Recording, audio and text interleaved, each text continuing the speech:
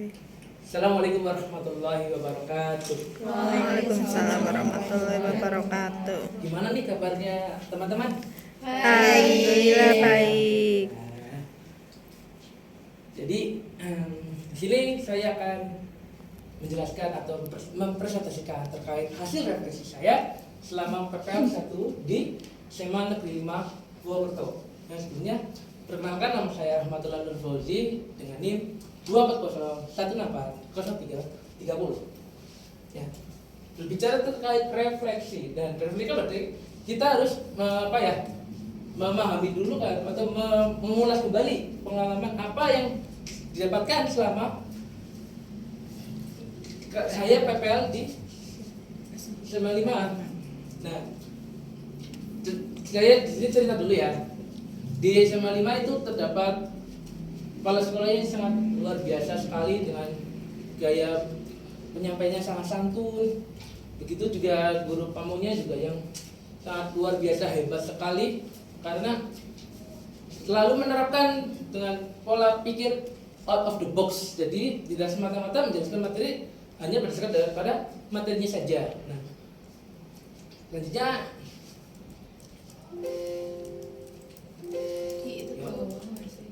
apanya? Oh iya. Oke. Kita masuk ke pengalaman belajar apa yang berguna dan menarik selama di SMA Negeri 5 Purwokerto. Jadi pengalaman belajar yang berguna dan menarik menurut saya itu saya dapat terlibat langsung dalam proses pembelajarannya, yang dimana saya kan kebetulan mengajar di kelas 12 F2C yang dimana kelasnya itu sangat luar biasa sekali, yang sangat aktif sekali. Kemudian yang gimana ya, sangat luar biasa lah. Dan ketika guru mengajar pun selalu memperhatikan, jadi tidak ada yang jalan-jalan sendiri ataupun ya semacamnya seperti itu. Nah, di sini juga saya dapat berkesempatan untuk terlibat langsung dalam proses pembelajaran tadi. Kemudian saya dapat mengamati dan berinteraksi dengan siswa dengan cara apa? Ya, dengan cara yang tadi, dengan mengamati bagaimana cara siswa dalam mengamati guru dalam mengajar segala macamnya.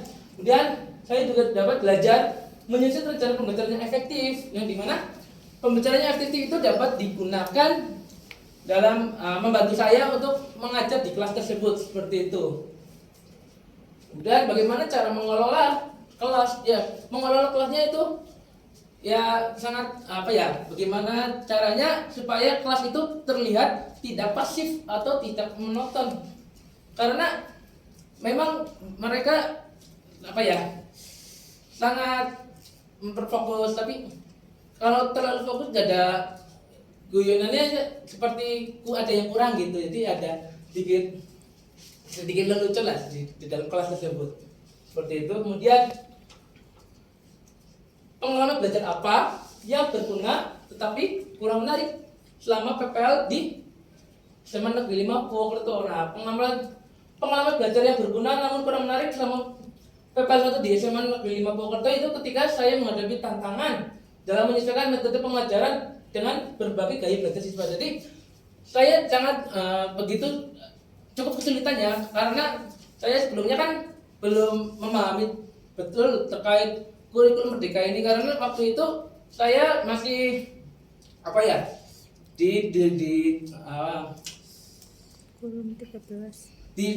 pada saat S1 dulu masih mempelajari terkait RPP, rencana dan segala macam, tapi belum secara detail seperti itu. Dan itu membuat saya merasa tertantang karena ya untuk menambah pengetahuan saya juga terkait bagaimana cara menerima atau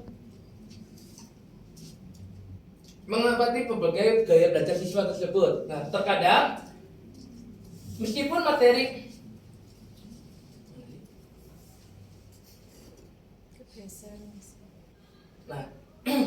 terkadang pengalaman ini juga dapat membantu saya dalam mengasah keterampilan komunikasi dan dalam pemahaman mengenai cara mengajarkan materi yang dengan cara yang menarik dan mudah dipahami siswa. Jadi saya dengan melalui modul ini saya dapat berinteraksi atau dengan menggunakan metode diskusi ya, karena untuk memudahkan saya dalam berinteraksi terhadap peserta didik di kelas 12 F2C tersebut.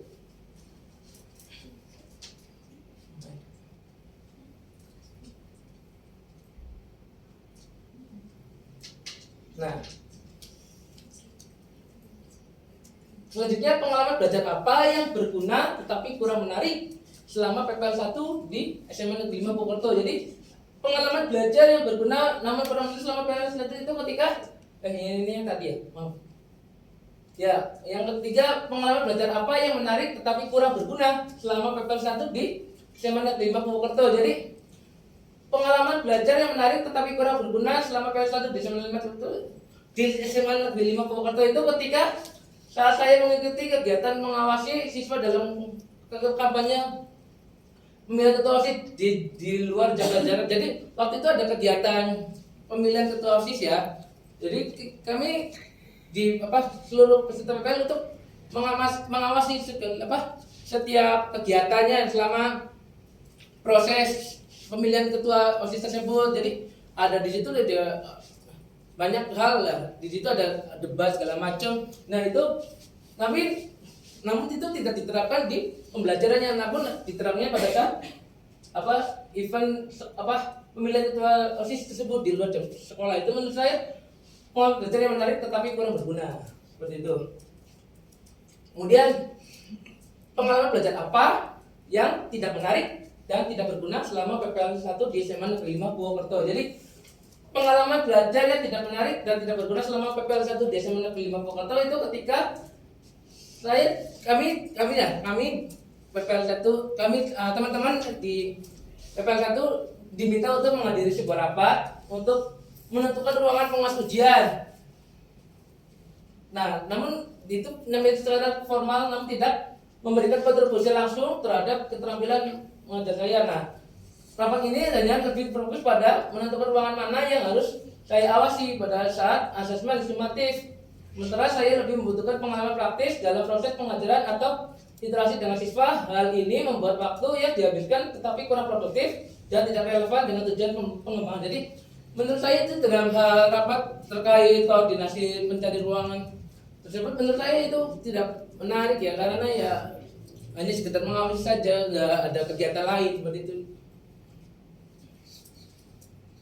Kemudian apa yang terjadi selama PPL 1 di SMA Negeri 5 Purwokerto? Jadi selama mengikuti PPL 1 di SMA Negeri 5 Purwokerto, saya mengalami berbagai pengalaman yang sangat berharga, yang dimana saya dapat mengamati dan terlibat langsung dalam proses pembelajaran yang membantu saya memahami dinamika kelas yang tadi, kemudian cara mengelola siswa yang dengan efektif. Kemudian saya juga belajar untuk merencanakan pembelajaran yang baik atau menyesuaikan metode pengajaran dengan kebutuhan siswa serta mengatasi tantangan dalam komunikasi dan pengelolaan kelas. Meskipun ada beberapa pengalaman yang kurang menarik atau tidak langsung berguna, keseluruhan pengalaman ini memperkaya keterampilan saya sebagai calon pendidik untuk memberi wawasan lebih terhadap dunia pendidikan. Jadi lama PPL 1 itu saya dapat mengamati kegiatan langsung lah di kelas tersebut, bagaimana dalam proses pembelajarannya, seperti itu, sehingga membantu saya untuk membangun dinamika kelas tersebut, seperti itu. Kemudian mengapa hal tersebut dapat terjadi selama PPL 1 di SMA Negeri 5 Purwokerto? Nah, pengalaman ini saya ambil karena saya dapat diberi kesempatan langsung untuk terlibat dalam proses belajar mengajar atau dengan kata lain siklus ya, yang memungkinkan saya untuk memahami tantangan yang dihadapi guru sehari-hari. Namun ada kalanya saya merasa kurang siap dengan berbagai situasi, seperti menghadapi siswa yang kurang fokus atau mengatur waktu di kelas. Hal ini terjadi karena saya masih dalam tahap belajar dan adaptasi serta kurangnya pengalaman langsung dalam mengajar. Nah, hal ini dapat terjadi karena ya itu tadi, karena saya masih cukup kesulitan ya ketika menghadapi siswa yang kurang fokus dalam beberapa hal, atau misalnya dalam hal melihat video, matanya melihat tapi pikirannya tidak kemana-mana gitu. Nah, itu yang membuat saya kurang siap untuk mengatasi bagaimana siswa tersebut dalam mengamati video pelajaran yang saya tampilkan pada saat siklus 1 waktu itu. Kemudian artefaknya di sini saya ambil di jurnal refleksi ya, pembelajaran.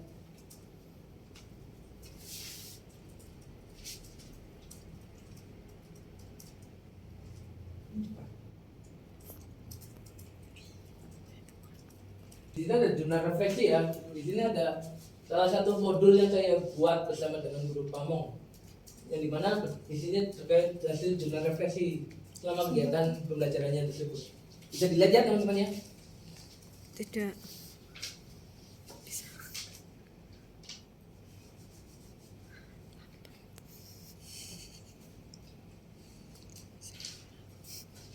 Ya. Mengapa artefak ini saya pilih sebagai analis artefak pembelajaran BPPL 1 di SMA Negeri 5 Purwokerto? Nah, saya memilih artefak terkait lembar kerja 5 atau topik 5 di jurnal refleksi pembelajaran sebagai artefak pembelajaran itu karena jurnal ini memungkinkan saya untuk merefleksikan proses mengajar saya secara mendalam dengan mencatat pengalaman, tantangan, dan pembelajaran yang saya dapatkan. Saya bisa mengevaluasi kekuatan dan kelemahan dalam metode pengajaran saya. Artefak ini juga membantu saya untuk mengidentifikasi hal-hal yang perlu diperbaiki di masa yang akan datang atau di masa depan, serta memberikan wawasan tentang bagaimana meningkatkan interaksi dan efektivitas pengajaran saya. Nah, sehingga jurnal refleksi ini dapat menjadi alat penting untuk perkembangan diri saya sebagai calon pendidik nantinya. Nanti saya mengambil ini sebagai bahan refleksi saya sebenarnya terkait merefleksikan proses belajar secara mendalam terkait bagaimana cara menyampaikan hal ini terhadap peserta didik seperti itu. Nah, bagaimana dari artefak ini yang mendukung hasil refleksi saya selama PPL 1 di SMA Negeri 5 Purwokerto. Nah, yang mendukung hasil refleksi ini bagian yang mencatat pengalaman langsung dalam mengelola kelas dan mengajarkan materi. Pada bagian ini saya bisa merefleksikan tantangan yang saya hadapi seperti mengatur perhatian siswa atau cara menyampaikan materi dengan lebih efektif. Selain itu, bagian yang membahas evaluasi terhadap metode pengajaran yang telah digunakan juga sangat mendukung hasil refleksi saya karena memberikan gambaran jelas mengenai apa yang berhasil dan apa yang perlu diperbaiki. Melalui jurnal ini, saya dapat melihat perkembangan diri saya dalam memahami lebih lanjut terhadap mengenai kekuatan serta kelemahan saya sebagai calon peserta didik seperti itu. Kemudian, apabila saya mengajar atau membahas topik ini terkait refleksi pengalaman belajar siswa selama PPL 1 di SMA 5 Purwokerto, perubahan apa yang saya lakukan? Nah, perubahan yang saya lakukan itu dalam diri sendiri ya, terkait bagaimana cara memperbaiki mengelola kelas dan meningkatkan interaksi dengan siswa. Bagaimana saya lebih fokus pada penerapan metode pembelajaran yang lebih bervariasi untuk menjaga keterlibatan siswa seperti menggunakan teknologi atau pendekatan yang lebih interaktif. Selain itu, saya juga lebih memperhatikan waktu pengajaran agar lebih efisien dan memberikan ruang bagi siswa untuk berdiskusi atau bertanya sehingga proses pembelajarannya menjadi lebih dinamis dan efektif seperti itu. Terima kasih. Ada yang ingin ditanyakan?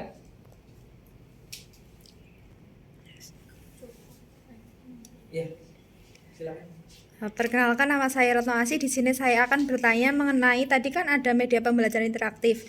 Nah, platform media pembelajaran interaktif apa yang sudah Anda terapkan dalam pembelajaran bahasa Indonesia? Oke, kebetulan terima kasih atas pertanyaan dari Mbak Retno. Platform media pembelajaran itu dari platform tentunya di LMS juga ada di situ pembelajaran interaktif dan juga disesuaikan dengan materi terkait materinya waktu itu kan terkait menganalisis sebuah teks prosedur. Nah, di situ ada kewirausahaan atau kegiatan fiksi 2019 dan melalui tayang video itu, dan itu membuat saya melalui prinsip itu untuk proses pembelajaran saya seperti itu bisa dibantu Menggunakan media video. Iya, media melalui itu LMS atau platform lain seperti itu. LMS. Dari materi. Canva Pak, LMS. LMS ya. Media pembelajaran. Media ini melalui tayang YouTube. Oh, LMS-nya tadi untuk apa? Iya, maaf. Canva Masih mungkin belum, ya. Ada yang ingin dipertanyakan lagi? Ya, silakan Mbak Nin. Ya, perkenalkan nama saya Christian Mirum, Ya. NIM 285. Nah, pastinya kan dalam mengelola kelas banyak anak tidak kondusif ya Mas. Ya. Kalau enggak kurang memperhatikan pelajaran. Nah, bagaimana strategi Mas Rahmat dalam menghadapi siswa yang sering kurang konsentrasi. mengganggu di kelas gitu? Oke, strategi saya, terima kasih atas pertanyaannya dari Mbak Nin. Strategi saya itu gimana caranya supaya anak itu dapat fokus dengan cara apa? Dengan cara memberikan sebuah motivasi atau memberikan sebuah pemahaman lebih agar supaya siswa itu dapat fokus dalam apa yang saya sampaikan seperti itu. Apakah bisa dipahami? Ya, ada yang ingin ditanyakan lagi? Terima kasih atas perhatiannya ya. Mohon maaf apabila presentasi saya kurang maksimal karena ya memang saya padanya seperti ini. Assalamualaikum warahmatullahi wabarakatuh. Waalaikumsalam warahmatullahi wabarakatuh.